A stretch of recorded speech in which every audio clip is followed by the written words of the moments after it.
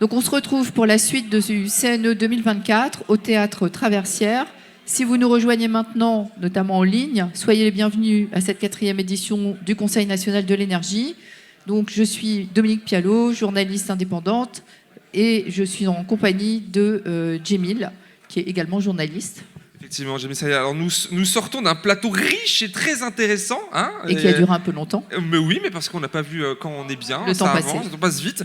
Où nous avons pu questionner les représentantes et représentants des principales listes candidates à l'élection européenne qui se tiendra le 9 juin prochain. Et au fur et à mesure que je parle, les gens continue à affluer puisque la salle se remplit de nouveau, se remplit puisqu'elle était remplie juste avant et on est très content de cela. Et nous allons désormais ouvrir le second et dernier plateau qui promet d'être un moment fort de ce CNE 4e édition puisque les échanges qui viennent auront pour objectif de mettre en lumière des stratégies, des solutions qui se veulent pratiques et qui se veulent aussi répondre aux enjeux énergétiques actuels, notamment en termes de production, de distribution, d'accessibilité de l'électricité, tout ça dans un cadre moins politicien qu'avant. On va voir, mais pas moins politique. Voilà, alors on va quand même parler, donc suite au vote de la loi Brun qui est tout récent, qui protège EDF d'un potentiel démantèlement, on va déjà voir si cette loi répond complètement aux attentes du CSEC de l'entreprise ou s'il reste encore des points à régler et lesquels. Et ces questions se posent dans le contexte des propositions formulées par le CSEC sur une formule de calcul de prix de l'électricité permettant de garantir à tous les Français un accès à une électricité décarbonée à un prix abordable. Tout ça, sachant que l'AREN, qui est donc l'accès régulé à l'électricité nucléaire historique, qui est accusé d'avoir permis aux fournisseurs alternatifs de proposer des prix plus bas qu'EDF en recourant à des pratiques contestables, ça a été évoqué lors du premier débat, est appelé à disparaître finalement fin 2025. Donc, en principe, jusqu'au 31 décembre 2025, la part énergie des tarifs réglementés de vente se compose de plusieurs éléments, donc l'AREN, un complément d'approvisionnement au prix du marché et une garantie de capacité. Et à partir de 2026, la part énergie des TRVE devrait être intégralement approvisionnée sur les marchés de gros de l'électricité. Donc ça, c'est conformément à une délibération de la CRE dont je vous fais grâce du numéro de décembre 2023. Et la CRE qui n'a pas répondu à notre invitation. Voilà, comme ça a été dit. Multiples, apparemment. Et les intervenants, puisque là, il n'y a pas d'intervenante, les intervenants, déjà, est-ce qu'on peut les applaudir, s'il vous plaît? Vous êtes encore nombreux dans la salle. Montrez-le. Et en plus, quand vous arrivez, voilà. Alors, Gwenelle Plane, qui était avec nous dans le premier plateau, qui est encore avec nous maintenant, secrétaire adjointe du CSEC d'EDF. Bon, on va dire ça, Et Salim Kamala, qui est aussi avec nous, secrétaire général du CSEC d'Enedis. On peut l'applaudir aussi, s'il vous plaît. Et oui. François Carlier, délégué général de l'association de consommateurs et d'usagers CLCV. Bonjour et bienvenue. Et Franck Romanovitch, vous êtes président de la CLE, qui est l'association de grands consommateurs industriels et tertiaires français d'électricité et de gaz. Bienvenue aussi. Alors, avant toute chose, un petit... On dit tour de table, mais non, en fait, il n'y a pas de tour de table, mais tour de plateau, on va dire ça comme ça. Rapide pour vous présenter, vous, mais surtout, à celles et ceux qui nous suivent ici et à distance, les rôles de vos comités et associations, puisque des gens découvrent. Et ce serait intéressant de savoir le poids que vous avez, le rôle que vous occupez. On commence par où, monsieur? Peu importe lequel. Ou par Gwenelle. Oh, ma foi, on va pas se battre. Allez, bonjour à tous, à toutes. Pour présenter le CLE, nous, on est une association.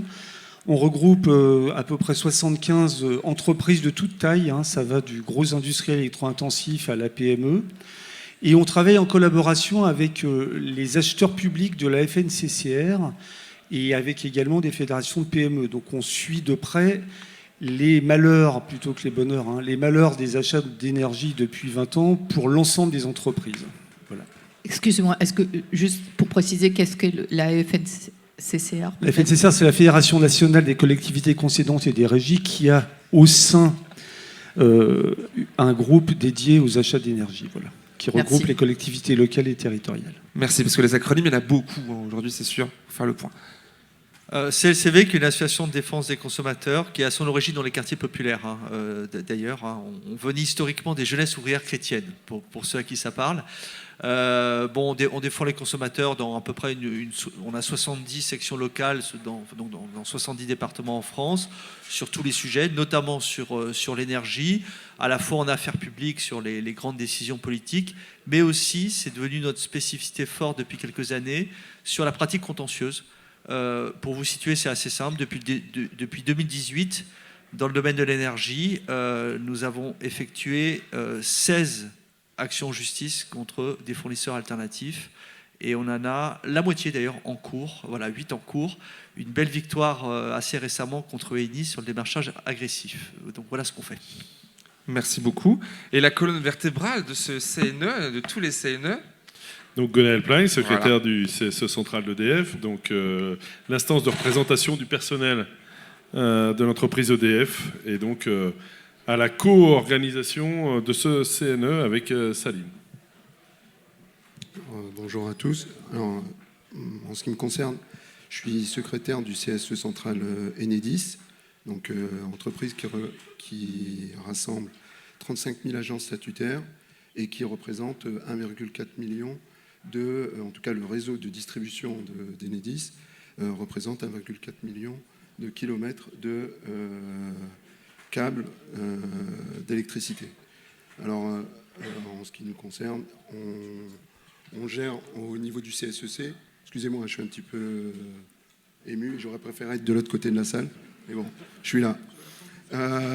Donc tout ça pour dire que en fait, le CSE d'Enedis a en charge justement la gestion et défendre les intérêts des salariés de cette entité, des IEG, et qui s'occupe de tout ce qui est raccordement, dépannage, intervention chez l'usager et la maintenance du réseau de distribution d'électricité. Voilà. Merci beaucoup. Alors, il y a une question qu'on voudrait vous poser à tous, sachant que sur une partie, on a déjà entendu Gwenaël, ce qui est de savoir comment vous réagissez à la réforme récente du marché européen de l'électricité, mais aussi à la loi Brun et aussi à la fin de l'ARENH. Bon, tout ça, ça fait un gros morceau. Si vous pouvez essayer d'être un peu synthétique vous quand même. positionnez sur ce point-là. Bon, on va peut-être commencer par la clé, puisque vous vous étiez exprimé sur la réforme du marché de l'électricité. Alors, je ne vais pas répondre à toutes ces questions une fois, parce que je pense qu'il faudra un petit peu du temps. Simplement, je veux préciser que nos membres, ce sont les responsables de l'énergie des entreprises, ce sont les acheteurs, donc ce sont vraiment les gens qui sont au contact du terrain. Voilà. Alors, ce qu'on pense, déjà, avant de se poser la question de ce qu'on pense de la réforme, peut-être quand même 2 mots sur notre expérience de ce qu'a été depuis 15 ans, si vous me permettez, l'ouverture du marché de l'électricité. Antoine Armand, le député Renaissance tout à l'heure, expliquait qu'en fait, il ne faut pas du tout confondre le marché de gros et le marché de détail. Mais quand on est une entreprise, qu'on fait un appel d'offres, qu'on nous fait un prix, eh bien, tous les fournisseurs nous font à peu près le même prix. C'est vous dire que la concurrence est très utile sur le plan du prix, puisque tout le monde va regarder quel est le prix du marché de gros, rajoute sa marge et nous fait sa proposition. Donc la concurrence, de ce point de vue-là, elle est toute relative. Quand on est une très grande entreprise, on est équipé en personnel pour pouvoir lire et comprendre les contrats qui sont d'une complexité redoutable. Quand on est une toute petite TPE, on est au tarif réglementé en général, on ne se pose pas trop de questions. Quand on est une PME, c'est la fête au village et c'est là que les arnaques se présentent. Parce que combien de PME m'ont appelé, notamment pendant la crise, pour m'expliquer que leurs prix ont explosé, parce que c'est dans ce domaine-là que les fournisseurs s'en donnent à cœur joie. Et je ne citerai pas de nom, tout le monde n'est pas égal, il y en a qui sont plus clean que d'autres, mais enfin globalement c'est compliqué. Et enfin, le gros point de cette ouverture du marché depuis 20 ans, c'est la complexité. Je ne vais pas faire une liste à l'après-vert, mais vous imaginez le nombre de marchés qui ont été inventés. Alors vous avez le marché de l'énergie, le marché de spot, le marché à terme, le marché de capacité, le marché des certificats d'économie d'énergie. Qu'est-ce qu'on a d'autre? Là, on va voir les PPA, les CFD, on va voir les Power Purchase Agreement et les contrats pour différence. Je vous promets, là, je suis en train de relire pour un des membres du CLE le 4e avenant d'un contrat pour 2025 qui porte sur l'intégration de PPA dans un contrat de fourniture. Moi, j'ai 20 ans d'expérience, j'y comprends rien à la 3e lecture. C'est absolument abyssal. C'est peut-être l'objectif. Alors, en l'occurrence, c'est EDF qui a fait le contrat. Donc, voilà, EDF n'est pas mieux que les autres. Même un peu pire sur le plan de la complexité. Et enfin, un point quand même positif, c'est que l'ouverture à la concurrence nous a apporté un peu plus de sourires commerciaux et un reporting un petit peu meilleur qu'avant. Enfin, c'est quand même très ténu par rapport à l'usine à gaz monstrueuse. Je continuerai à répondre après à vos autres questions parce que je ne vais pas monopoliser. D'accord. Donc, bon, ça, c'est concernant les gros consommateurs. Vous vous occupez plutôt des petits consommateurs. Donc, de votre point de vue, quid ? Bon, en fait, on ne s'est pas vraiment senti concerné par cette réforme parce que c'est essentiellement une réforme du marché de gros. Et il faut comprendre que pour nous, il y a deux problématiques à adresser qui n'ont pas été adressées, la toxicité du marché et le tarif réglementé. La toxicité du marché, c'est simple. Nous, on ne voulait pas l'ouverture du marché. On n'a jamais été demandeur. Et en fait, il s'est créé un marché où ils ont voulu absolument ouvrir à tous les vents. Et ouvrir à tous les vents, c'est-à-dire enlever toutes les barrières à l'entrée du marché qui existent généralement naturellement, qui est la sélection naturelle. Ça se résume sur un mot technique, qui est la contestabilité. Il faut absolument que le marché de l'énergie soit contestable. C'est-à-dire que n'importe qui, avec 3 millions d'euros, sans être très au fait du secteur, puisse rentrer sur le secteur et se dire « je suis fournisseur d'énergie ». Alors, ça a très bien marché. Très bien marché. Il y a eu jusqu'à 45 fournisseurs pour les particuliers. Mais le problème de ça a été évidemment une multiplication des pratiques commerciales déloyales. Et ça, il faut un moment que nous, on est pour le retour au monopole de fourniture. Mais ça, je pense qu'on ne va pas l'obtenir. Mais ce que je leur dis, vous devez assumer que l'objectif, c'est à minima de diviser par 3 le nombre de fournisseurs sur le marché. Et ça, c'est avoir une autre conception du mot contestabilité qui est 2-3 fois dans les textes communautaires, mais qui a de l'importance. Bon, et ça, il n'en a pas été question pour l'instant. Et la deuxième chose, c'est le tarif réglementé. Nous, on a un principe assez simple, en fait. Qu'est-ce qu'ils veulent, les gens ? Ils veulent un tarif qui, pas trop cher, évidemment, et qui raisonnablement correspond au coût complet de la filière historique, enfin de ceux qui font l'énergie. Bon, vous. Alors après, on pourra toujours discuter de c'est quoi le coût complet. Forcément, on aura un peu de négociation, c'est normal. Mais c'est ça qu'on veut. Or, il y a eu tout un tas de règles AREN et toutes les subtilités des règles autour de l'AREN, etc., etc. Et il y en aura d'autres qui pourront se créer au nom de la contestabilité. Parce que la contestabilité, c'est qu'en fait, on a le droit à un tarif réglementé et on continuera à l'avoir. En fait, il disparaîtra pas. Je pense pas. Mais on a le droit de l'avoir. Mais contestabilité, il faut que les 40 fournisseurs puissent être moins chers. Les 40, hein. Bon. Donc ça, évidemment, c'est totalement absurde. Et c'est ce qui explique que le tarif réglementé est par terre. Et c'est pour ça qu'ils ne veulent pas forcément le supprimer. Juste tel que, ils le mettent par terre en se disant, comme ça, les gens vont en sortir. Le pire, c'est que les gens, ils sont vraiment bons, ils continuent à y être. Ça, je dois avouer que c'est assez remarquable. Voilà. Donc ces deux sujets n'ayant pas été adressés, pour nous, j'ai envie de dire, quand il y aura une réforme européenne qui nous concernera, eh bien, on se réveillera. Enfin, pour l'instant, on fait autre chose. Alors, j'ai remarqué, pendant que vous parliez, un petit hochement de tête de Gonel qui disait « Mais non, je pense que je vais traduire. Mais non, bien sûr que si, on va revenir au monopole public. » Alors, tous les deux qui co-organisaient avec Salim, excusez-moi, les CSEC, ce grand événement qui est devenu maintenant incontournable sur ces questions-là, c'est quoi votre proposition phare et comment vous pensez gagner cette bataille pour essayer de convaincre ces personnes qui en doutent là en face à vous un peu de ce retour public? Mais en fait, la manière de convaincre, c'est avant tout de parler de la vie de tous les jours. C'est les factures que chacun a du mal à maîtriser en fin de mois malgré les économies qu'ils essayent de faire. Et c'est bien ce que nous, on a réussi à comprendre et à construire dans nos travaux. C'est qu'on est parti quand même de la question des conséquences du marché, puisque Hercule, c'était la conséquence du marché qui devait s'appliquer à EDF jusqu'à son démantèlement et à la séparation d'Enedis et du groupe. Derrière nous, Hercule maintenant. Alors c'est derrière nous. Nous, on a tendance à dire qu'il est au congélateur. Au congélateur, ça veut dire qu'il n'est pas mort et qu'il peut revenir. Pour quelques raisons assez simples, c'est que la réforme de marché et la réorganisation, la réforme qui vient d'être votée à l'instant, le 11 avril dernier, c'est pour ça que c'était très frais par rapport à ce CNE. La loi Brand.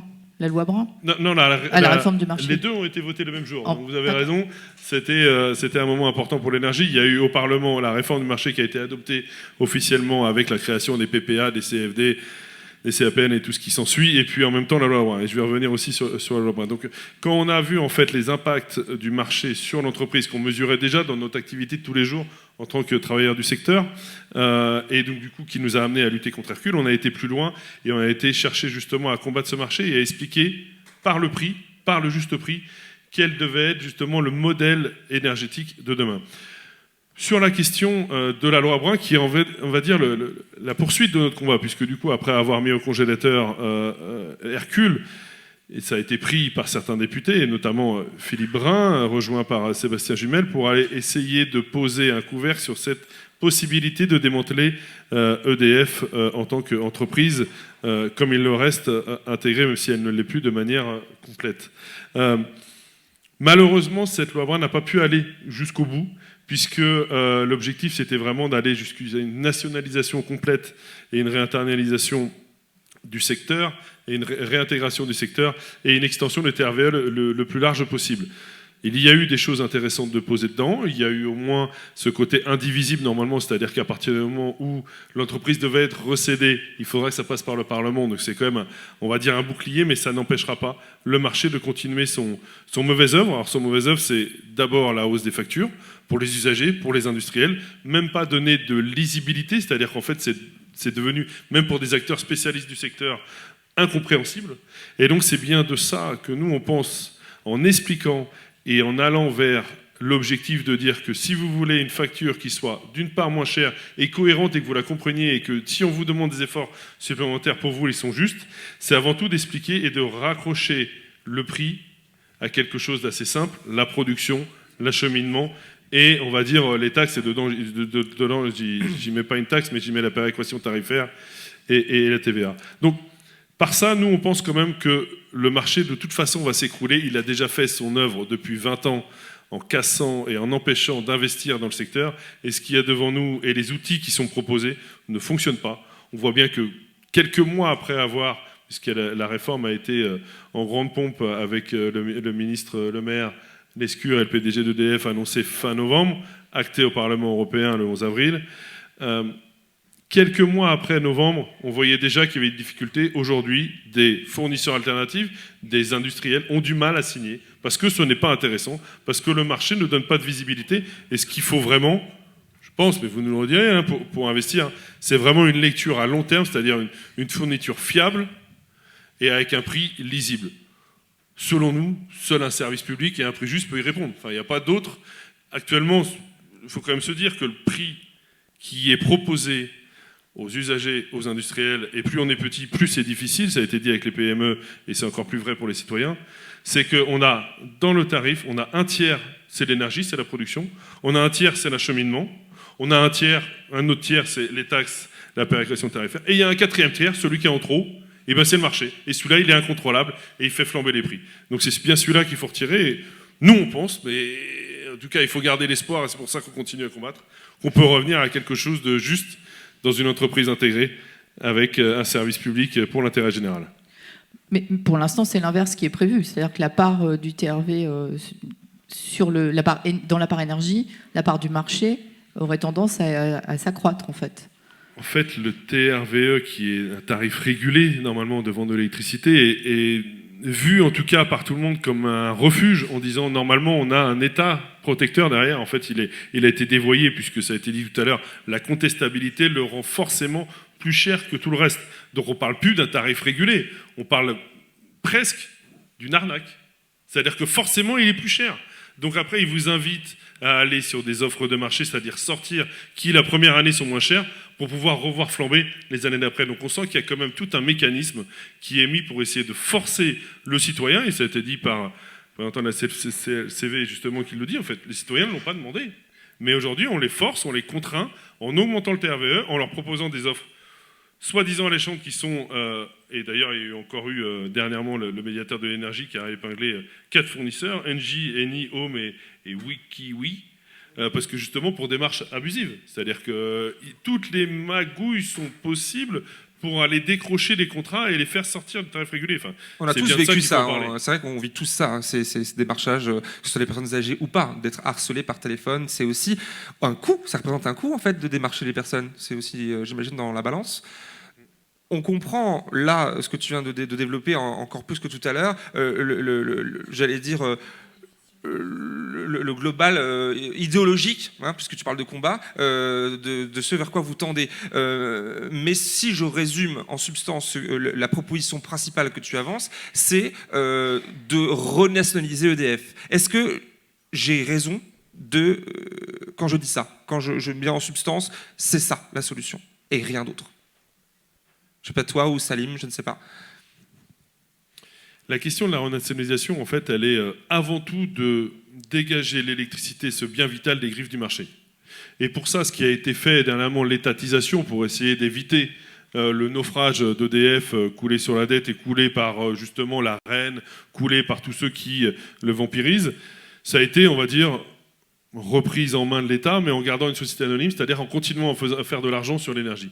Et quand nous, on parle justement de nationalisation dans le sens de l'intérêt général, c'est bien de dire que, et c'est ce qui a fait ses preuves quand même pendant les 60 ans d'entreprises intégrées publiques, c'est qu'en fait, ce qui était gagné et ce qui était gagné comme argent sur la vente d'électricité servait à investir, servait à moderniser et à mettre en application les choix de la nation, et que si les travaux étaient en amortissement, on commençait à baisser le prix de l'électricité. C'est ce qui arrivait d'ailleurs dans les années 2000, où le prix commençait à baisser.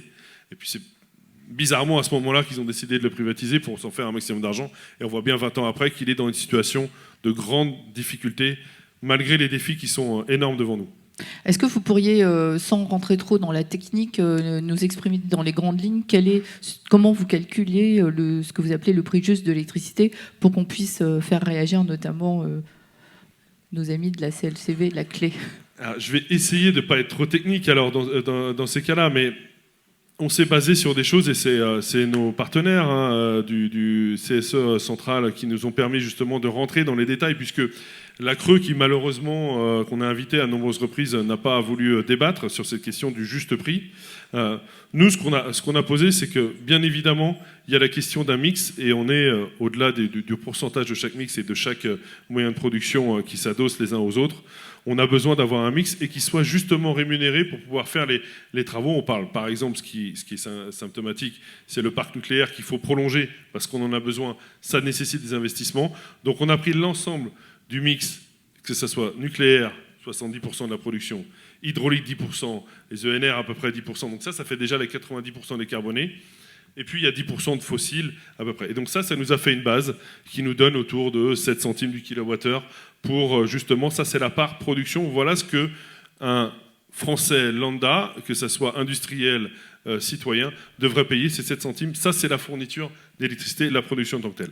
Après, il y a, et Salim pourrait revenir, il y a la question de l'acheminement. Il y a le TURP qui sert justement à ça, qui est régulé, qui permet de payer l'acheminement et les travaux qui sont à faire.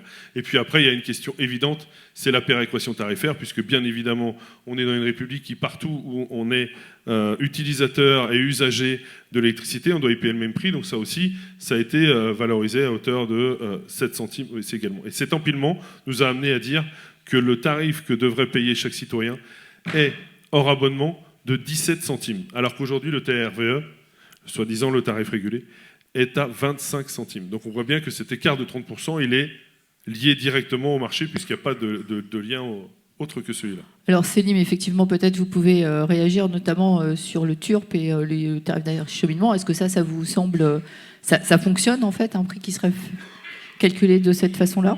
Alors, pour le Enedis. TURP, alors un petit rappel quand même, le TURP, le tarif d'utilisation du réseau public de l'électricité, qui représente un quart de la facture des usagers, en tout cas un quart, même si il y a quelque temps, ça représentait un tiers de la facture. Avec l'augmentation des tarifs des consommations et du kilowattheure, la part de l'acheminement a baissé proportionnellement, mais elle reste tout aussi importante. Et donc ce TURP sert justement à couvrir les coûts réellement supportés par Enedis. Et donc il faut rappeler aussi qu'Enedis est une entreprise assez particulière parce qu'elle a une certaine originalité dans le sens où Enedis, c'est une entreprise qui a comme principal actif c'est le réseau de distribution. Mais un réseau de distribution qui ne lui appartient pas en fait, qui appartient aux collectivités territoriales. Enedis est une entreprise, entre guillemets, qui n'a pas de clients. En définitive, il y a des usagers qui payent un accès au réseau, mais Enedis n'émet pas de facture. Et parallèlement à ça, pour terminer, c'est une entreprise qui, dans l'absolu, n'a pas de personnel, puisque les agents qui travaillent à Enedis sont des agents statutaires des IEG, qui peuvent en plus aller d'une entité des IEG à une autre, en gardant tous leurs avantages, ou en tout cas tous les éléments qui viennent accompagner le contrat de travail, qui n'existe pas d'ailleurs chez Enedis, puisque dans les IEG, on ne signe pas de contrat de travail, on a une lettre d'engagement. Et donc, une fois qu'on a dit ça, il est important aussi de rappeler les 3 grands principes du service public inscrits dans la loi. Alors le premier, c'est la continuité de service, 24 heures sur 24, 7 jours sur 7 et 365 jours par an. Donc Enedis est tenu d'apporter, de garantir une continuité de service. Et ça passe par, bien sûr, un entretien du réseau, la maintenance, et surtout de pouvoir réaliser des dépannages. Ce qu'on remarque et ce qu'on note et ce qu'on dénonce, même nous en tant que représentants du personnel, assez régulièrement, c'est le report des dépannages.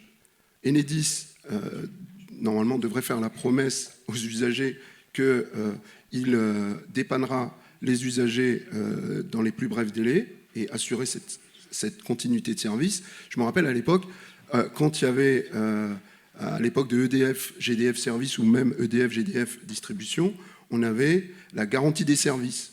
Une garantie des services qui, c'était la promesse de l'entreprise de réaliser, d'envoyer un technicien à l'occasion d'un dépannage dans les 4 heures qui suivent l'appel, de réaliser un rétablissement quand un usager appelait EDF, voire GDF à l'époque, pour faire un rétablissement.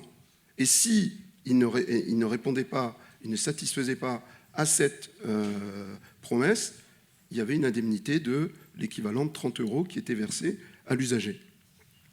Ensuite, le deuxième grand principe, c'est l'égalité de traitement.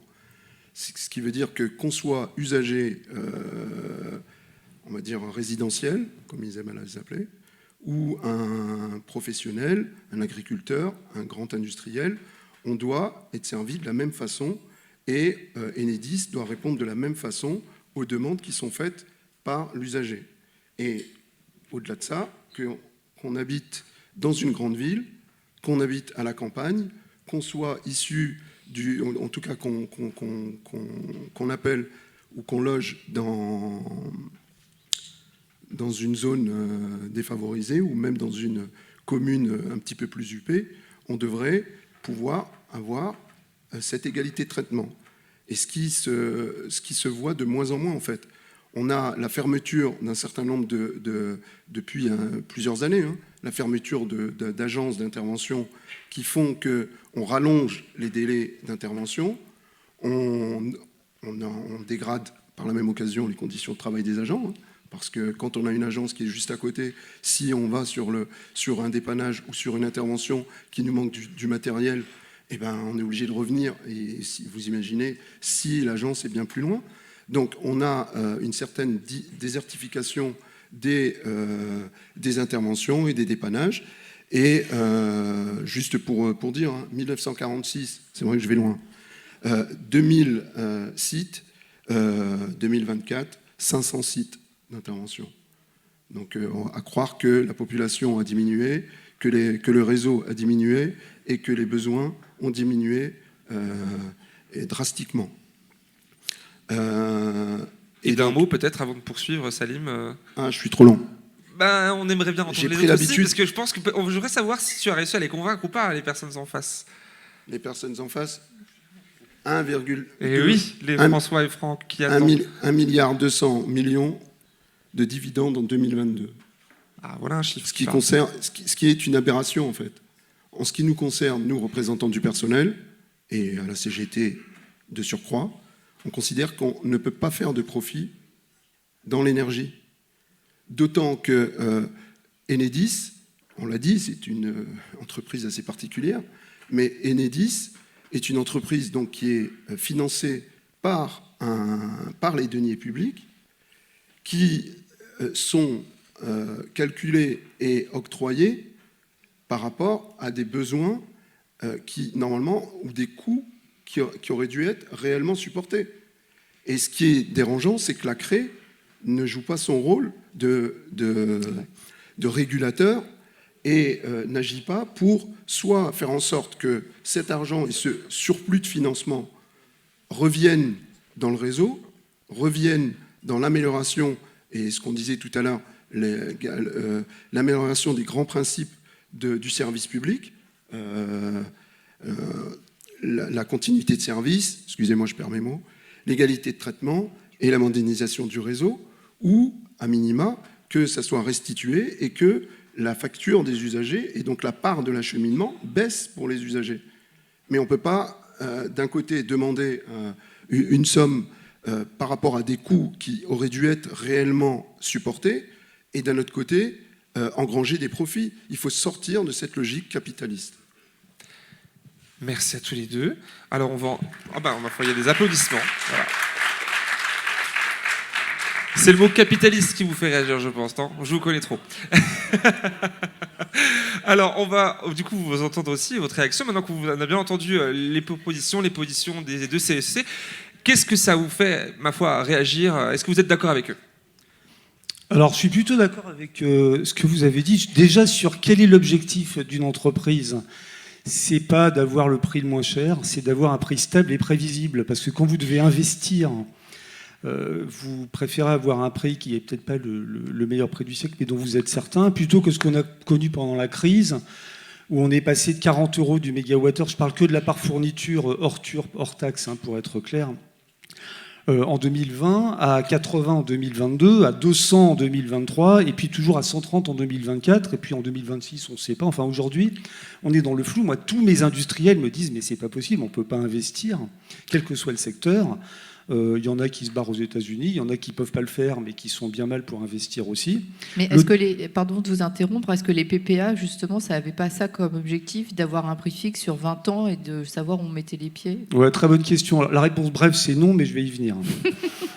Ah, ça m'intéresse d'autant plus. Oui, je vais y venir. Alors, j'ai déjà réagir sur le deuxième point, le prix de 70 € du mégawattheure que vous évoquiez. Nous, on signe. C'est-à-dire que si les entreprises... Alors, je fais une exception pour quelques secteurs très particuliers, comme l'acier, l'aluminium, peut-être l'hydrogène, qui ont une concurrence internationale ou d'autres contraintes. Mais pour la grande majorité des entreprises, à 70 € du mégawattheure, si on est certain que ce prix-là est tenu et n'est pas soumis aux aléas du marché, ça nous va plutôt bien. Ça, c'est le deuxième point. Et puis, pour répondre à votre question, qu'est-ce qui est proposé aujourd'hui ? Alors, il y a les contrats pour différence, j'y reviendrai tout à l'heure, mais je vais répondre à votre question sur les fameux PPA. Alors, il y a deux types alors les PPA, Power Purchase Agreement en bon français, c'est des contrats de long terme. Alors, il y a deux types de contrats de long terme. Il y a les contrats sur les renouvelables, donc vous signez avec un producteur solaire ou éolien sur 15 ou 20 ans. Bon, je ne vais pas faire de scoop là dans la salle, mais... vous avez la garantie d'avoir un prix stable, mais uniquement, évidemment, quand il y a du vent ou du soleil. Et l'industriel, lui, il a besoin, c'est pas non plus un scoop, d'énergie, même quand il n'y a pas de vent et pas de soleil. Et donc, il va devoir acheter sur les marchés l'électricité manquante, précisément aux heures où, vu qu'il n'y a pas de vent et vu qu'il n'y a pas de soleil, le prix du spot, le prix du marché, va s'envoler. Donc, c'est pas du tout une protection. Moi, je ne suis pas contre, parce que ça permet d'accélérer le développement du renouvelable, c'est très bien, mais ce n'est pas du tout une solution en termes de sécurisation des industriels. Deuxième type de contrat, c'est les fameux CAPN, qui sont les contrats d'allocation de production nucléaire, déjà qui sont réservés à une élite, parce qu'il faut être un gros électro-intensif pour y avoir droit. Électro-intensif, gros, parce que c'est... La SNCF, par exemple ? Non, parce qu'elle n'est pas suffisamment électro-intensive. Vous voyez, Ah ouais. la SNCF est membre du CLE, mais manque de bol, ils n'y ont pas droit. Vous voyez. Pourtant, Ils c'est signent un des peu PPA utile, à tour de bras, en revanche. Non, mais les PPA renouvelables, ils les signent, bien sûr, mais ils doivent acheter le reste sur le marché. Donc les CAPN assis sur le nucléaire, vous devez déjà donner ce qu'on appelle une avance en tête à EDF qui correspond à peu près à alors j'ai pas les chiffres, mais on va dire entre plusieurs années de production, de consommation. Donc quand vous êtes un industriel que vous devez investir dans vos moyens de production, vous n'avez pas non plus en même temps les moyens d'investir pour aider EDF à résoudre ses problèmes de liquidité. Et puis c'est super complexe. Et puis le prix n'est pas garanti parce que si le nucléaire produit plus ou moins que prévu, le prix ne sera pas le même, il peut varier. Donc en fait, moi j'appellerais ça une usine à gaz. C'est plutôt, voilà, c'est de la poudre aux yeux. Ça permet à EDF de montrer qu'ils font quelque chose, mais c'est pas une solution. Reste la solution des contrats pour différence. Donc ça c'est ce qui a été voté par l'Europe. D'accord ? Donc nous, quand la ministre Agnès Pannier-Runacher a, paraît-il, obtenu que les contrats pour différence soient applicables au nucléaire existant, on s'est dit, bon, bah, c'est pas parfait, je vous expliquerai après, c'est pas parfait, enfin, c'est mieux que rien par rapport à une exposition totale au marché qui est ce qu'on a aujourd'hui. Avoir un contrat pour différence, je vous rappelle le principe, quand le prix du marché est plus bas que, disons, 70 €, si on fixe 70 € le contrat pour différence, les consommateurs paye une espèce de taxe qui va compenser EDF. Donc EDF est sûr d'avoir au moins 70 €. A contrario, si le prix du marché s'envole à 100, 120 ou 200, c'est EDF qui est taxé et ça vient compenser les consommateurs. Alors c'est pas parfait parce que c'est un peu compliqué, parce que ça porte que sur la production nucléaire. On ne voit pas pourquoi on ne serait pas protégé aussi sur le reste de la consommation. Enfin, c'est mieux d'avoir 60% que d'avoir rien du tout. Mais ce n'est pas du tout ce qui a été décidé par l'État lors du la fameuse conférence de presse, celle du 14 novembre, où on avait Bruno Le Maire, la ministre de la Transition énergétique, et puis le patron d'EDF. Ils sont partis sur tout à fait autre chose. Pourquoi ? Parce que, alors ça c'est mon analyse, après on peut la contester, parce que le contrat pour différence, ils ont eu peur, et je leur donne pas tort, ils ont eu peur que, comme il y a un revenu garanti pour EDF, ce soit considéré comme une aide d'État. Et comme on est toujours dans ce mécanisme où la DG Concurrence, finalement, c'est les reines, c'est les rois ou les reines à Bruxelles, c'est eux qui décident tout. Donc qui dit aide d'État dit que, la Commission européenne peut décider du prix du contrat pour différence. Elle pourrait peut-être dire, par exemple, c'est 45 ou 50, et c'est pas 70, donc ça je peux comprendre que EDF ça leur plaise pas. Et puis ils peuvent aussi exiger un Hercule bis avec un découpage d'EDF. Donc le gouvernement n'a pas osé aller dans ce sens parce qu'il devait se battre contre la Commission. Moi j'ai la faiblesse de penser que la France pèse d'un certain poids. Macron est plutôt bien vu à Bruxelles, donc s'il avait eu, excusez-moi les termes, le courage, j'allais dire un mot qui commence par les trois mêmes lettres, mais je vous a suivi, poursuivez. Ouais, voilà. Avait eu le courage de dire, là, on est sur un sujet d'intérêt national, on a besoin de garantir un prix, pas sur 100%, mais au moins sur 60%, qui protège et EDF et les consommateurs, il aurait peut-être été suivi. Il a préféré n'en rien faire et nous proposer ce mécanisme de contrat de long terme et de régulation dont on parlera tout à l'heure, qui est une vaste fumisterie. À votre tour, pour bien sûr la même question. C'est vrai qu'on peut signaler que c'est dans le dispositif qui avait été proposé en novembre, c'est comme il n'y avait pas de prix plancher, du coup, effectivement, ça pose un problème parce que les prix ont diminué depuis, et donc le gouvernement est, je pense, bien embêté. Alors, je vais répondre de la façon suivante. Bon, premièrement, effectivement, quand on enlève toutes les pitreries qui sont liées à l'ouverture de la concurrence sur la fixation du tarif réglementé, la contestabilité, etc., effectivement, on rabaisse assez vite en fait le prix, c'est ce que vous avez montré. Et donc, je dirais une grosse partie du problème disparaît. Après, c'est de la discussion, je dirais, sur c'est quoi le bon prix, mais je dirais une grosse partie du problème disparaît. Ça, c'est la première chose. La deuxième chose, alors, ce que je voulais dire, c'est que c'est vrai que sur le prix du nucléaire, nous, on a été pas très contents quand même en novembre parce qu'on avait vraiment le sentiment que le gouvernement et un peu la direction d'EDF, comme il faut le dire, nous présentait son package all include et puis signé sous 15 jours. Vous voyez, un peu. Donc, on l'a dit non. Enfin, bon. Et en fait, pourquoi ? Parce que, à la limite, je vais pas être dans le fétichisme du chiffre, 70, ou 64, ou 71. Bon, j'ai envie de dire. La question, c'est quand même qu'il y ait une vraie doctrine de gestion du nucléaire qui soit assumée publiquement par l'État et par l'opérateur, par EDF, qu'on identifie c'est quoi une bonne gestion du nucléaire, une bonne gestion raisonnable du nucléaire, et qu'on dise cette bonne gestion du nucléaire, c'est tel prix. Bon, et puis si c'est ce prix-là, c'est ce prix-là. Bon. Et après, par contre, s'il y a des problèmes de gestion, c'est pas forcément qu'aux consommateurs de les payer. Oui.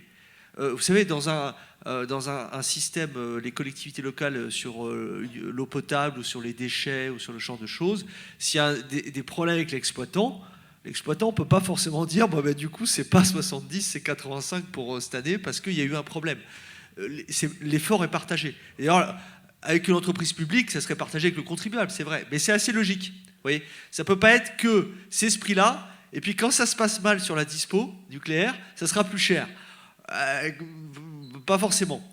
Tout ça pour dire d'ailleurs qu'il y a eu un peu une sorte de crise existentielle sur la gestion nucléaire. Alors, notamment pour les facteurs qui ont été déjà dits dans la précédente table ronde, Fessenheim, etc., etc. J'y reviens pas, j'adhère. Okay, aussi en interne, c'est-à-dire que la baisse de la dispo qui date de 2017 en réalité, avant la corrosion, c'était un phénomène. La modulation nucléaire n'a pas commencé avec les ENRI, elle est probablement renforcée par les ENRI, mais elle a commencé dès le début des années 2000, en fait par la mise en place du marché de gros. Parce qu'en fait, il y a eu une histoire, le marché de gros, donc on module en fonction du marché. C'est un peu absurde, mais en même temps, c'est pas EDF qui avait demandé le marché de gros à la base. Tout ça a créé un peu une crise un peu existentielle. On a eu l'impression que ce qui nous a été proposé en novembre, c'était un peu un truc ceinture et bretelles au cas où il y ait tout problème, ce que je peux comprendre. À leur place, j'aurais probablement fait pire. Je vous le dis, j'aurais tenté. Donc c'est normal. Mais un truc un peu ceinture et bretelles, il faut essayer quand même de se dire, parce que du coup, quand on a cherché d'ailleurs un document du c'est quoi la bonne gestion de doctrine du nucléaire, en fait, ça n'existe pas vraiment. Hein. C'est quelque chose d'assez interne. Ça peut se comprendre, mais que ça soit écrit et partagé, qu'on dise du coup c'est ça le prix, ça sera ça le prix. S'il y a des problèmes, que l'effort soit partagé entre l'opérateur et son propriétaire qui est l'État et le consommateur. Et un dernier point sur le réseau, même si c'est le réseau gaz qui m'inquiète le plus, parce que en fait, on a un vrai truc autour du quel choix d'énergie on prend pour le chauffage. Du coup, comment vont évoluer les consommations d'énergie globalement et respectivement électricité et chauffage, sachant que l'économie du réseau, vous le savez, le coût du réseau a tendance à être un peu fixe parce que le réseau il est là, et si la conso baisse, ça fait monter le prix. Alors c'est le problème qu'on a sur le gaz en ce moment, et j'essaie de faire pédagogie auprès de mes membres parce que c'est pas facile à comprendre, c'est pas intuitif. Et pour l'électricité, on sait pas trop, parce qu'on peut dire, avec les véhicules électriques, la consommation va flamber de 70%, etc. Ou on peut regarder que la consommation baisse, parce que la sobriété énergétique a été plutôt un succès, il faut le dire. Donc en fait, on ne sait pas trop. Puis on ne sait pas trop si les gens vont effectivement sortir du gaz pour aller sur l'électricité. Et tout ça joue sur le prix du réseau. C'est vrai qu'on a un peu à la croisée des chemins, et c'est pas évident à se positionner de ce point de vue-là. Merci. Et c'est un peu la transition toute trouvée, puisque là, 2 questions en une, finalement. Parce qu'on a bien compris, l'objectif étant un prix juste pour tout le monde, pour toutes et tous les consommateurs, mais aussi les industriels, etc. Première question, est-ce que cet objectif est réalisable et compatible avec le projet européen actuel? Première question. Et deuxième question, puisque la sobriété a été soulevée à l'instant, quid justement de la sobriété comme levier pour pouvoir faire peut-être baisser les prix, changer, évoluer les choses, puisque face à l'impératif qui est le dérèglement climatique, il faut quand même le rappeler, c'est transversal dans toutes les questions politiques qu'on aborde ici et ailleurs.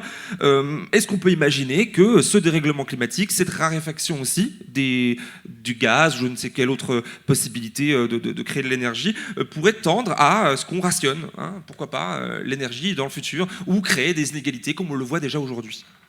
Et j'irais même plus loin, est-ce qu'un prix trop bas, entre guillemets, serait pas contrevenir à cet impératif de sobriété? Parce qu'on a bien vu ce qui s'est passé l'année dernière. C'était quand même dans un contexte de hausse des prix que les gens se sont serrés la ceinture et de crainte du blackout, il faut bien le dire quand même aussi. Vous pouvez tous vous exprimer sur la question. En fait, je ne résiste pas parce qu'il se trouve que nous sommes membres du BEUC, le Bureau européen des unions de consommateurs, qui est la fédération européenne des grandes associations de consommateurs. Alors il faut savoir que les engueulades qu'il y a entre chaque gouvernement on les a sur ce sujet entre associations de consommateurs. Alors que d'habitude, on s'engueule quasiment sur aucun sujet. Mais alors sur l'énergie, les Allemands, machin, ils veulent ceci, les Polonais, ils veulent ceci, les Français, ils veulent ceci, et on s'engueule. Et alors, d'ailleurs, ma fédération, pour qui j'ai le plus profond respect et que j'adore, je fais plein de trucs avec eux, mais sur l'énergie, ils avaient une position derrière qui ne me plaisait pas. Et vas-y, que la petite CLCV, parce qu'on n'est pas les plus grands, on a déposé une motion à l'Assemblée Générale, c'est comme ça qu'on fait, et je suis allé porter une notion in English, en anglais, en disant on n'est pas d'accord, il fallait me voir. Bon, c'était, vous voyez le truc. En fait, je dois vous dire, je vais essayer quand même d'être constructif. C'est sûr que il faut comprendre en fait que chaque pays européen, ils ont tous leurs trucs. Parce que c'est vrai que quand je discute avec mes confrères, à chaque fois on parle. Alors nous on parle de l'arène, de notre truc, ils y comprennent rien, et c'est normal, parce qu'il faut avouer quand même que c'est pas simple. Eux, les Polonais, les Danois, ils me parlent de leur truc, j'y comprends pas grand-chose. Et c'est vrai que du coup, on a un peu chacun, nos petites turpitudes, nos petites marottes, en fait. Et ça, il faut le comprendre. Il ne faut pas croire que tout le monde est contre nous au niveau européen sur l'énergie, en fait. Faut pas le prendre comme ça. Ce que vous nous dites là, par moi, je vous coupe, mais vous comprenez pas, on se comprend pas. Est-ce qu'on on doit comprendre là que c'est intrinsèquement impossible, du coup? Non, je pense que en fait, l'avocat du diable. c'est sûr que l'Europe a pris une dimension il y a 20 ans. Ils se sont trompés. Ça arrive de se tromper. Je pense que cette espèce d'ouverture partout dans les mêmes pays, la même façon, les mêmes pays, c'était une erreur. Aux États-Unis, chaque État choisit. Chaque État choisit. Il y a à peu près la moitié en monopole, la moitié en concurrence selon les États. Donc je pense qu'ils ont fait une erreur. Ça arrive de faire les erreurs. Moi, j'en fais beaucoup. Donc on porte ce problème. En fait, on porte cette erreur historique. Et c'est compliqué. Moi, j'essaie d'y aller avec pragmatisme en disant, écoutez, il s'agit d'essayer de nous régler cette question d'un tarif réglementé, débarrasser de la contestabilité, essayer de ne pas avoir une vision d'un marché complètement ouvert pour 70 fournisseurs, et essayer vraiment d'avoir cette compréhension-là, parce que sinon, vous allez avoir les consommateurs, les citoyens qui vont se retourner contre l'Europe, parce que ça nous fait peur, et ça leur fait un peu peur. Et donc, on essaye quand même, par ces entrées pratiques, je dois avouer que ce n'est pas le sujet le plus simple. Après, il faut quand même essayer toujours d'être constructif, ne pas croire que quand même, ils ont fait une erreur, mais c'est pas qu'ils vous en veulent, c'est qu'après, chacun aussi a ses marottes, etc. etc. Voilà. Est-ce qu'on peut entendre un des deux CSEC éventuellement sur cette même question? Sur cette question européenne, Double. Oui, question compatibilité européenne et sobriété. Et il y en a d'autres encore derrière sur la production et autres qui pourraient venir. Sur cette question de compatibilité avec les règles européennes, il y a déjà des chemins qui permettraient d'atteindre un tarif régulé au plus juste. Et puis, on est à moins d'un mois des élections européennes. Le débat de tout à l'heure prouve qu'il y a des positions différentes. L'Europe, c'est pas une fatalité, c'est quand même décidé par des États membres et par des élus et des députés européens. Donc forcément, si cette erreur qu'on partage, qui a été faite, parce qu'il y a les dogmes du marché, et certains ont été éduqués tout petits en disant que le marché, il répond à tout, et c'est la solution à tout, et à partir de là, ça a été essayé. Ça a été essayé, ils ont voulu le faire, ils ont été jusqu'au marché de détail, ils ont voulu installer l'AREN pour essayer de subventionner, la contestabilité pour essayer encore de donner de la place à la concurrence, ils continuent à essayer de trouver des artifices. Au bout d'un moment, reconnaître qu'on fait une erreur, et je partage, reconnaître qu'on fait une erreur, c'est plutôt montrer un signe d'intelligence.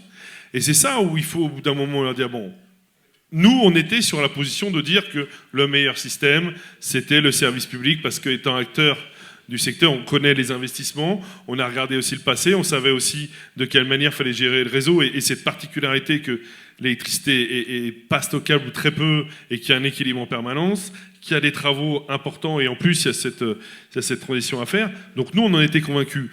Que ça n'a pas fait l'unanimité au moment où ils ont décidé. Soit c'est l'histoire, on ne va pas la refaire, ils ont essayé. Au bout d'un moment quand même, et on en voit d'ailleurs dans le paysage qu'on a vu tout à l'heure, il y en a qui s'en rendent compte. Il y en a même d'ailleurs, puisque depuis qu'on a construit le CNE, certains ont évolué dans les positions. Ils n'étaient pas tous sur les positions de dire que finalement un service public, c'est vrai que ça peut avoir un intérêt important pour les investissements, important pour les collectivités locales, pour les usagers, et on voit bien que les positions évoluent. Sauf que maintenant, on se retrouve quand même face à ce dogme. Et donc, au niveau européen, on est convaincu qu'à partir du moment où, on va dire, le bilan est fait, et sur le territoire national, on va dire, le terrain est assez fait, puisqu'il y a eu, et d'ailleurs, c'était Antoine Armand qui en était aussi co-rapporteur, rapporteur sur la commission d'enquête souveraineté, on voit bien les effets nocifs du marché. Maintenant, il faut réussir à se préparer pour l'avenir, la transition énergétique. Et là, j'en viens à la sobriété. Alors la sobriété, 8% l'année dernière de baisse de consommation. Il est très difficile de savoir la part dans ces 8% de sobriété choisie, voulue, désirée et à encourager, et la partie subie. Parce que, comme je disais tout à l'heure, quand il y a en parallèle des records de coupures ou de limitation de puissance, on peut quand même se dire que tout le monde ne vit pas la sobriété de la même manière.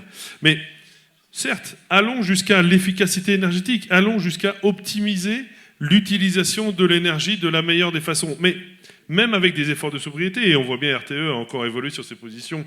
Dernièrement, l'année dernière, ils ont sorti en septembre dernier un rapport sur les orientations à 2035.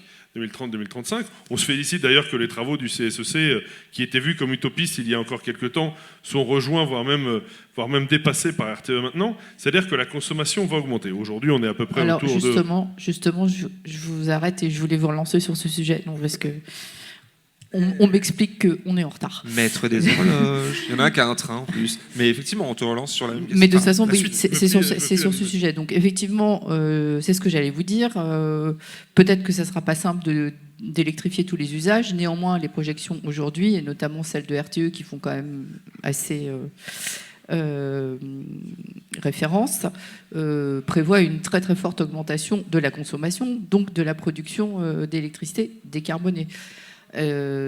Or, comme vous l'avez exposé, dans votre calcul actuel du prix, vous ne prenez pas en compte le coût du nouveau nucléaire pour des raisons multiples d'ailleurs, et évidentes qui sont qu'on ne le connaît pas. Hein. Mais du coup, ma question est, comment vous voyez évoluer ce prix dans la durée au moment où il va falloir quand même financer ces nouveaux investissements pour répondre en fait à cette demande en électricité qui va aller croissant? En fait, dans la logique, et si on n'a pas intégré le nouveau nucléaire, c'est pas tellement qu'on ne connaît pas, puisque du coup, il est en train d'avancer et on a vu, et il va être normalement à peu près finalisé pour les EPR2 en fin d'année pour aller sur une décision d'engagement. C'est qu'avant tout, déjà, la nation n'a pas décidé. On a encore une PPE, ça a été dit tout à l'heure, qui détermine qu'il faut enfermer. Et donc les 6, c'est uniquement une décision d'un président de la République qui reste encore à mettre en œuvre dans le débat de la nation. Mais la question du financement, qu'il soit pour la production nucléaire ou pour les réseaux, dépend avant tout, et donc son coût global dépend avant tout du mode. Si on est sur un mode de financement privé avec des banques et avec des choses comme ça, le coût du capital va être énorme et on va se retrouver avec quelque chose qui va être insupportable. Par contre, si on revient sur une question du tarif juste et qu'on revient forcément à une entreprise dans le monopole, on se retrouve dans le même système qui a été au moment de la crise pétrolière de 70, justement, où on a été sur ce plan Mesmer, où ça a été adossé à l'État et les coûts du capital ont été légers. Et donc, c'est extrêmement variable, ce coût du nucléaire, en fonction du mode de structure de l'entreprise. Et donc, c'est bien pour ça que nous, on s'en est resté à ce qu'on connaît aujourd'hui, c'est-à-dire l'existant, sans prendre de part au nucléaire, hydraulique, on a regardé justement les sommes de chacun, on les a additionnées dans un mix pour définir aujourd'hui ce qu'est le juste prix. Et si à l'avenir, et j'en termine là-dessus, si justement ce tarif juste, qui est plus bas que tout le monde, donc dans la logique, tout le monde y revient, on se retrouve à ce que les 450 TWh soient mis sur le tarif juste. Mais c'est assez simple, hein. On fait un calcul assez mathématique, on voit que rajouter 1 centime et demander un effort, 1 centime à chaque usager d'électricité, va dégager quasiment 5 milliards de capacité d'investissement. On pourra dire qu'on les met sur l'efficacité énergétique, sur le nouveau nucléaire ou autre, mais avant tout, il faut gagner ce combat de la contestabilité, du tarif juste, de le recoller au coût de production. C'est demandé par tout le monde, et donc on est bien face à un dogme qui ne veut pas l'entendre, et donc les élections permettront peut-être de faire gagner ça. Mais donc le nouveau nucléaire, il serait plutôt financé par le contribuable que par le consommateur, en un mot? Dans la logique des choses, en fait, et comme ça a été fait par le passé, c'est pas payé par le contribuable. En fait, c'est un emprunt fait par EDF, mais adossé à l'État, donc avec un crédit qui est pas cher, on va dire ça. Ça a été dit tout à l'heure, certains ont pris la position de dire que la Banque Centrale Européenne doit prêter à taux zéro aux États pour investir dans la transition énergétique. Dans ce cas-là, forcément, l'investissement sur le nouveau nucléaire va être très intéressant et va rendre un kilowattheure intéressant. Par contre, si on décide de l'adosser aux banques, on aura des taux d'emprunt de 8, 9, 10%, et ça va rendre les prix extrêmement importants. Et puisque ce moment est aussi interactif, on l'a vu tout à l'heure, hein, il y a des gens qui prennent la parole comme ça, c'est le moment de le faire avec un micro. Mais bien sûr, on va avoir des échanges et vous pourrez réagir sur ce qui a été dit, bien évidemment. Puisque je sais qu'il y a M. Carly qui doit prendre un train et qu'on doit finir à l'heure, puisque la salle, il y a forcément des contraintes à avoir en tête. Qui voudrait poser une question précise, claire, courte pour avoir une réponse tout aussi précise. On va essayer. Au moins clair. Présentez-vous. Bonjour, monsieur. Alors, Luc Ponce, ancien membre du CSEC d'Enedis. Et pendant que tout le monde parle, je regarde vraiment le sujet pour un prix juste sur nos factures. J'ai tendance à croire qu'un prix juste, c'est aussi un prix honnête, un prix sincère. Salim rappelait tout à l'heure que la part de l'acheminement sur une facture payée par les usagers, c'est entre 25 et 30%. C'est pas rien sur ce que payent les usagers. Et dans la loi est inscrit que tous les acteurs de l'énergie, c'est dans le code de l'énergie, ont comme souci la compétitivité de l'économie. C'est-à-dire que l'énergie, c'est de permettre aux autres le développement économique. Alors quand je dis un prix sincère et juste, honnête, la CRE, elle ne vient pas là. Quand on a été consulté, la dernière fois on était avec mon camarade Jean-Christophe Welzer, quand on a été consulté par la CRE, qu'on a discuté avec Jean-François Caranco, on lui a dit qu'il était l'auteur de détournement de fonds publics. Aussi clairement que ça, et qu'on l'attendait pour la diffamation. Je vais juste prendre 2 exemples. La part des investissements, tout le monde parle. Tout à l'heure, il y avait des candidats aux élections qui disaient les investissements vont être massifs. Le financement d'Enedis est assuré par un tarif public payé par tous les usagers. La part des investissements, la dernière, qui a été votée, c'est 5 milliards d'euros par an, en augmentation de 20% par rapport au tarif précédent. Dans le même temps, les investissements qui étaient prévus d'être réalisés étaient en baisse de 10%. Il passait de 4,2 milliards, l'investissement, transition énergétique, tout ce qu'on veut, 4,2 milliards à 3,9. Donc vous avez des travaux qui baissent de 10% et vous avez une autorité publique qui augmente les capacités de financement de 20%. C'est-à-dire que sur 5 milliards d'investissements par an sur le réseau d'électricité, 20% sont captés pour aller, Dieu je sais où, dans le trou perdu du budget sans fond, géré par Bruno Le Maire. Mais on se dit les choses. Un retour d'investissement de 20% sur vos capacités de financement vous place tout en haut des performances des meilleures entreprises du CAC 40. Une start-up qu'on ne voyait qu'en Colombie du temps des meilleurs agriculteurs du monde. On se fout de la gueule du monde. Mais les usagers, quand ils payent 20%, vous savez que le réseau d'Enedis, ce sont des installations qui sont prévues pour 30 ans ou 40 ans. Si vous prenez 20% pendant 40 ans, la transition énergétique sur le réseau va être payée 8 fois par les usagers. Donc un prix sincère et juste et honnête. Alors ça, si vous voulez, dans la consultation, la CRE, parce que c'est un tarif public et il y a une consultation publique. Le CIPEREC, le plus gros concédant de France, toutes les communes autour de la région de Paris, a dénoncé que dans la consultation publique, on demande l'avis, y compris de la CNCV, vous êtes consultés comme nous, 487 fois sur les données financières étaient marquées confidentielles.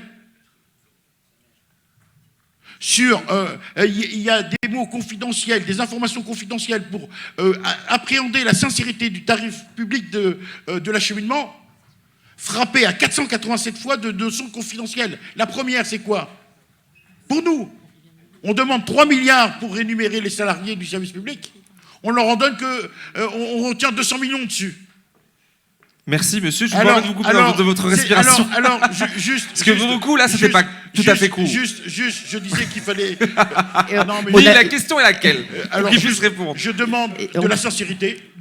Oui, la sincérité. Un prix sincère et honnête, vous disiez. Quel que soit le coût de la sincérité. Et juste, un dernier point, parce qu'on parlait du réseau et tout, vous savez que alors, repartez pas, attention, je vous le dis. Non, je repars pas. Surtout qu'on a quelqu'un qui part dans 5 minutes pour de bon. Non, mais juste, je donne 2 chiffres, parce que la sincérité, c'est important. Je donne 2 chiffres. Le RTE, ça nous coûte à peu près 4 milliards. Transporter l'énergie dans ce pays, c'est 4 milliards. Vous savez que les pertes sur réseau sont facturées aux usagers 1 milliard d'euros. Bien loin à ce qu'est l'échauffement des câbles par la physique. C'est-à-dire que même la loi de la physique, alors on peut dénoncer l'arnaque l'arnaque, les ponctions qui sont faites tous les jours sur le dos des usagers. Les pertes sur réseau haute tension ne sont pas de l'ordre de 25%. Et c'est ce qui est facturé aux usagers. Il faut qu'on mette de la transparence. Vous prononcez le mot très utile, usager. Tac, on fait réagir avant que monsieur parte.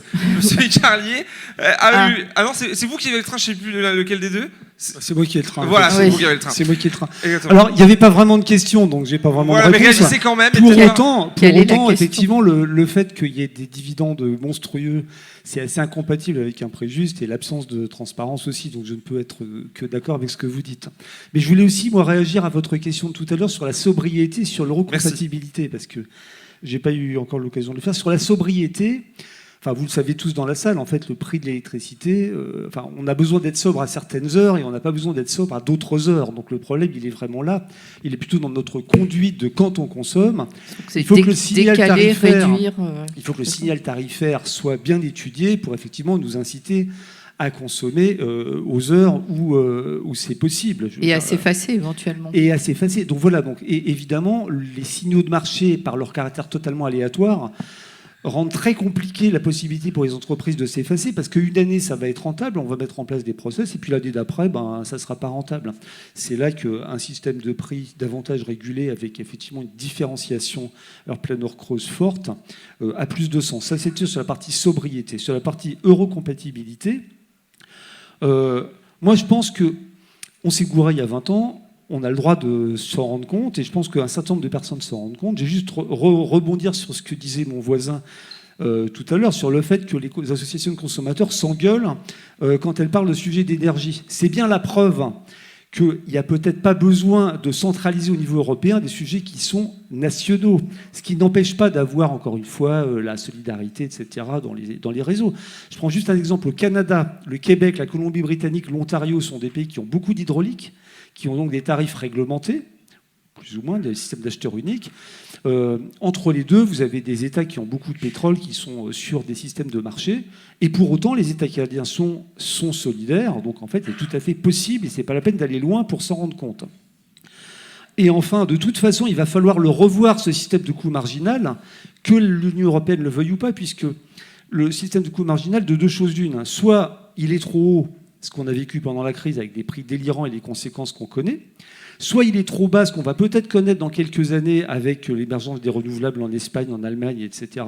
Donc EDF, le patron d'EDF qui se réjouissait le 14 novembre va peut-être pleurer en se rendant compte qu'il n'a pas assez de revenus. Donc c'est vous dire la vista du gars.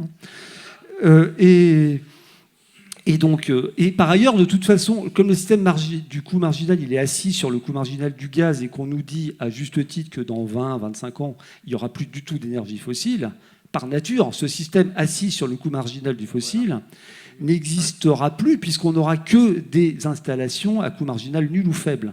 Donc il n'y a pas le choix, il faut évoluer, et ça sera ma dernière phrase. En attendant l'idéal qui est effectivement un retour à un système beaucoup plus réglementé, moi je considérais que le système de contrat pour différence qui est pour le coup immédiatement eurocompatible, c'est pas génial, il y a plein de défauts, mais c'est déjà une première étape vers plus d'intelligence. Voilà. Merci beaucoup. Avant de réagir éventuellement, autre réaction du public ? Oui, Clarisse on fait tout d'un coup. CGT, de la R&D d'EDF, de la recherche d'EDF.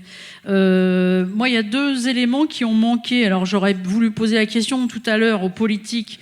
Personne n'a parlé de la loi NOM, parce qu'effectivement, Gwen l'a dit d'une manière détournée, parce que c'est quand même ça qui a introduit le prix du marché dans le calcul des tarifs réglementés. Donc l'abrogation de la loi NOM, moi, elle me paraît quelque chose d'important, donc vous nous direz ce que vous en pensez, parce que ça c'est quand même essentiel. Et j'aurai une petite nuance sur le fait qu'on s'est trompé il y a 20 ans. Non. Ceux qui ont fait ces lois-là, ils ne se sont pas trompés. Ils ont fait ces lois pour que ça fasse du profit. Ça faisait des années qu'EDF était une entreprise publique nationalisée, avec effectivement dans son statut le fait de ne pas faire de profit. Et c'était intolérable pour tous ces tenants du capitalisme. Je fais plaisir à notre journaliste. Donc voilà. Et donc la sortie du marché, c'est la question centrale aujourd'hui, et le retour au monopole public, ça a été dit. Donc moi, voilà, la loi NOM, mais je voudrais aussi revenir sur la question des PPA. Parce que je trouve que quand même... Pour clore votre question. Oui, j'aimerais que vous nous disiez si vous êtes pour l'abrogation de la loi NOM. En tout cas, moi, je le suis. Et sur les PPA, Vous avez dit que c'est une usine à gaz. Bah, sauf que le maire et Total, se sont tout de suite précipités pour dire c'est formidable ce truc-là. Parce que Total a de l'argent, il va investir, et d'une certaine manière, il va bénéficier effectivement des investissements publics, des infrastructures EDF qui datent de la loi de nationalisation, pour se faire de l'argent à bon compte et bénéficier d'une énergie à bas coût. Donc moi j'y vois quand même quelque chose qui n'est pas bon. Donc j'aimerais bien avoir votre avis sur cette question-là. Merci beaucoup. En fait, la loi NOM a été le bras armé de ce que je disais sur la contestabilité qui a fait flamber le tarif réglementé et qui a fait que le marché a été ouvert au grand vent. Alors donc ça a été le bras armé. En même temps, ça résultait d'un accord transactionnel parce que l'État français a été poursuivi par la Commission européenne. Et en fait, la Commission européenne a mis fin à ces poursuites en constatant la loi NOM. C'est officiellement ça. Bon. Donc, la loi NOM, en fait, s'arrête en décembre 2025. Donc, de fait, elle va s'abroger, l'ARENH, etc. Bon. Oui, mais c'est... Grosso modo, le gros de la loi s'arrête à ce moment-là. Donc de toute façon, là, on passe à autre chose.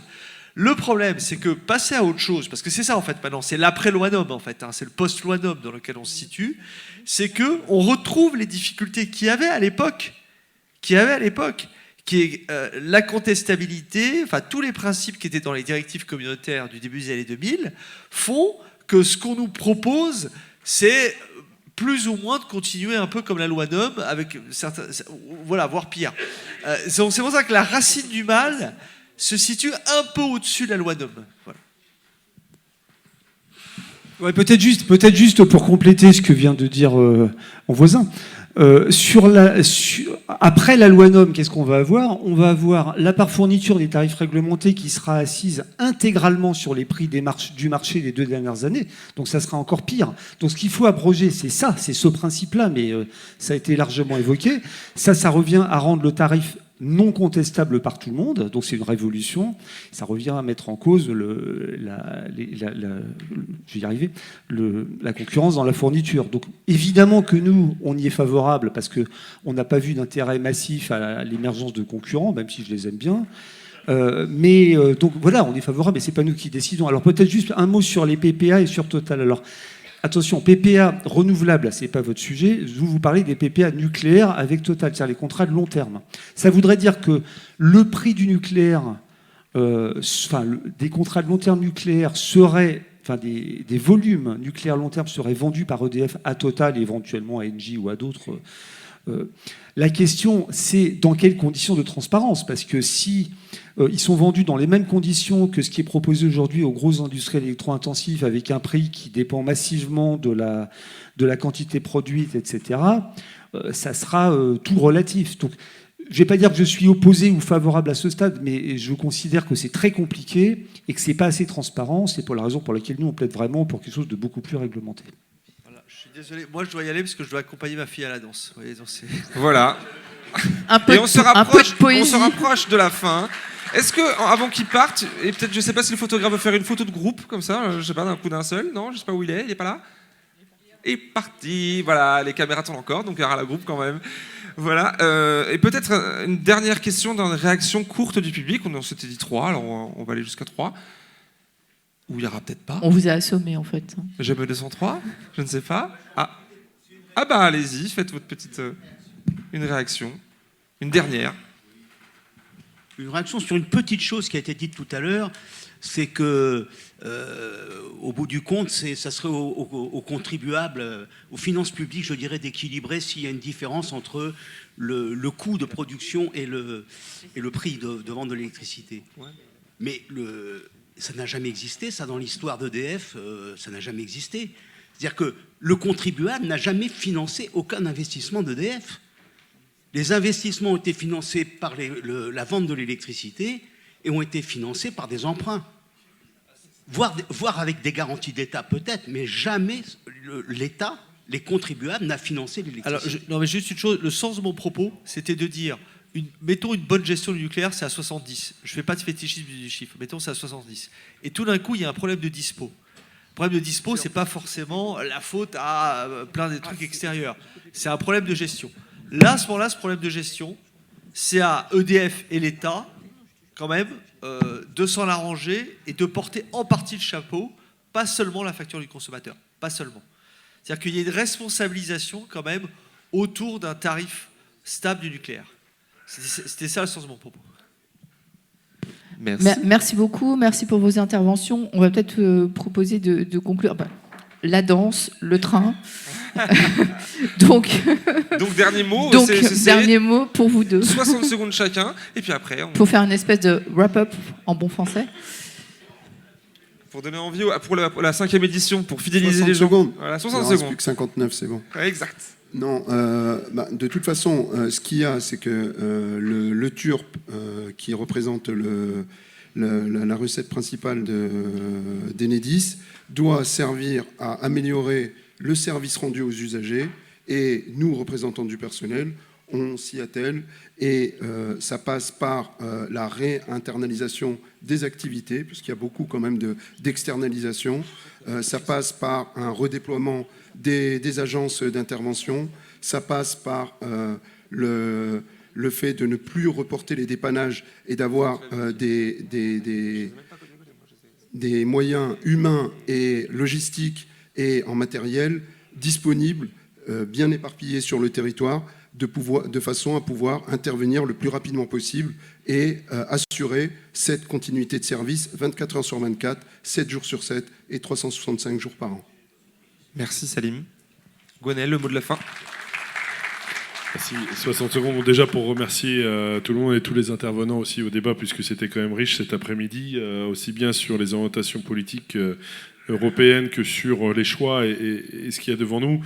Et si on peut retenir juste quelque chose, c'est qu'on est face à un défi, la transition énergétique. Il faut y aller. On est aussi face au défi des factures. Et ça, il y a des propositions, il y a les justes prix, il y a les acteurs qui, en plus, du coup même, on va dire, les usagers au sens large, qu'ils soient citoyens ou industriels, y voient un intérêt. Donc il serait urgent que ces choix-là soient posés pour qu'on puisse justement, nous, aussi, agents du service public, qu'on soit sur l'acheminement ou sur la production, pouvoir justement mettre en œuvre cette transition énergétique. Et actuellement, on est surtout sur quelque chose qui marche sur la tête, sur lequel nous, acteurs de l'entreprise, dans nos activités de tous les jours, on a du mal à voir dans quel sens l'entreprise se dirige, dans quel sens le pays va, et donc de quelle manière réussir cette transition énergétique. Donc on a situé la difficulté majeure, c'est le marché. Il y a des solutions pour proposer autre chose, mettons-les en œuvre.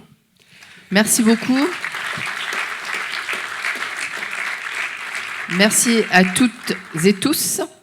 Je pense qu'il y a quelques mots-clés qui ont émaillé ce débat concernant l'avenir de la politique énergétique en France, qui sont la mise en cohérence de la filière, le politique et les grands principes de service public, de justice et d'intérêt général. Je crois que ce sont les choses sont dites, effectivement. Et merci beaucoup aux organisateurs et organisatrices, évidemment, de cet événement. Vous pouvez les applaudir. Merci aussi au Théâtre Traversière pour l'accueil, pour la 4e édition du CNE. Et merci à vous dans la salle. Applaudissez-vous avec un peu plus d'entrain, quand même. Vous êtes restés plusieurs heures ici, vous êtes motivés. Les gens qui nous regardent sur YouTube, bien sûr, abonnez-vous à la chaîne du CNE pour la prochaine fois. Et puis, c'est parti pour la prochaine fois. Et merci à nos deux animateurs. Très bonne soirée. Aussi, hein. Merci beaucoup. Merci. Merci beaucoup. À bientôt.